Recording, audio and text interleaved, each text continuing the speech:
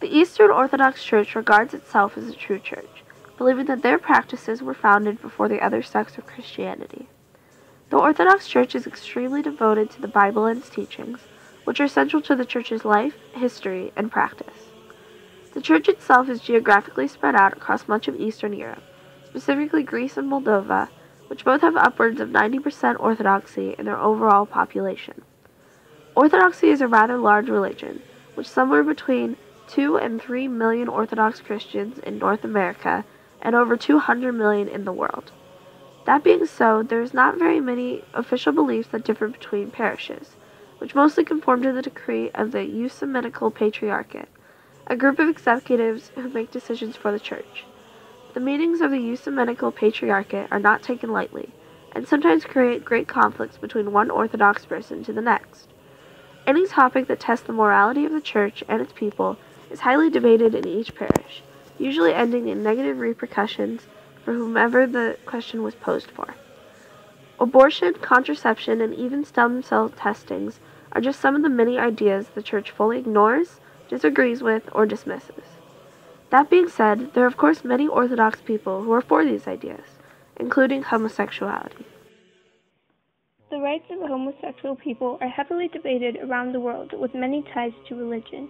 Christianity, and especially Christian Orthodoxy, is no different.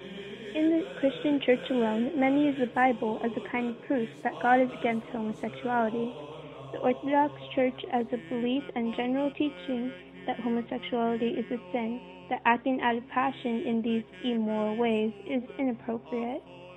This belief is very generalized because when an issue arises for the Church to analyze and there is no tradition to deal with, many spiritual leaders are asked to appeal for the issue. There is no official Orthodox teaching that is approved by only one bishop or minister, no matter how respected he may be.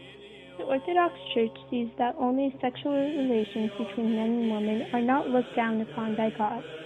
Many believe that this is because of how the Church is so strongly affected roles of marriage and family, and homosexuals can't have children. Overall, one minister states, the sanctuary of marriage is the cornerstone of sexual mortality. The whole range of sexual activity outside marriage, fornication, adultery, and homosexuality are thus seen as not fitting and appropriate to the Christian way of life. Today we decided to interview someone with profound knowledge in religion, Father Andre, and ask him a few questions about the sensitive subject matter. First of all, do you think the Orthodox community is harsh and or hurtful in their teachings about homosexuality? In general, the official pronouncements of the Church are very harsh and hurtful when discussing homosexuality and only slightly more pastoral, although in general still hurtful and harsh when discussing how to minister to gay people. However, in practice, some priests are more lenient and kinder towards gay people in their own parishes. In some places, there is a don't ask, don't tell policy. In other places, priests refuse to preach on homosexuality, preferring to leave this issue to person conscious. Okay, one more. Do these negative teachings affect you or people you know significantly? If so, how? Yes, I am a gay man who served as an Orthodox priest for over 20 years. I left the official priesthood because I no longer wanted to be alone. I wanted to have a married life. I made the decision to leave, found my to-be husband, and we have been together for the last 14 years.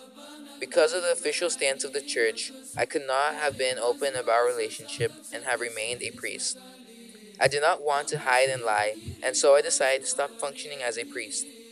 According to the official Church, I am living in a sinful relationship that needs to end in order to begin the process of repentance.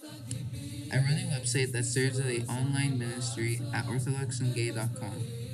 Every day, I receive several emails from around the world from gay, lesbian, bisexual, and transgender Orthodox Christians who are looking for spiritual guidance and pastoral support. Okay, thank you for your time today. These interviews are only some of the many viewpoints on this topic. Orthodox officials are not open to changing their ways and don't see a need for debate on these topics. The debate of same-sex marriage is obviously not limited to Christian orthodoxy.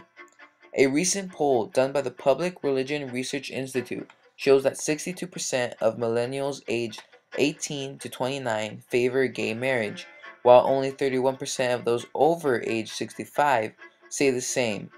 The poll also found an increase in support for gay marriage over the past 5 years, showing that times are changing. It also states that a majority of religious people of all denominations, including Orthodox Christians, believe that negative messages from America's places of worship contribute to the suicides of gay youth. While Orthodox Christians do have a wide range of beliefs about gay marriage, the religion and its people as a whole are conservative in their beliefs.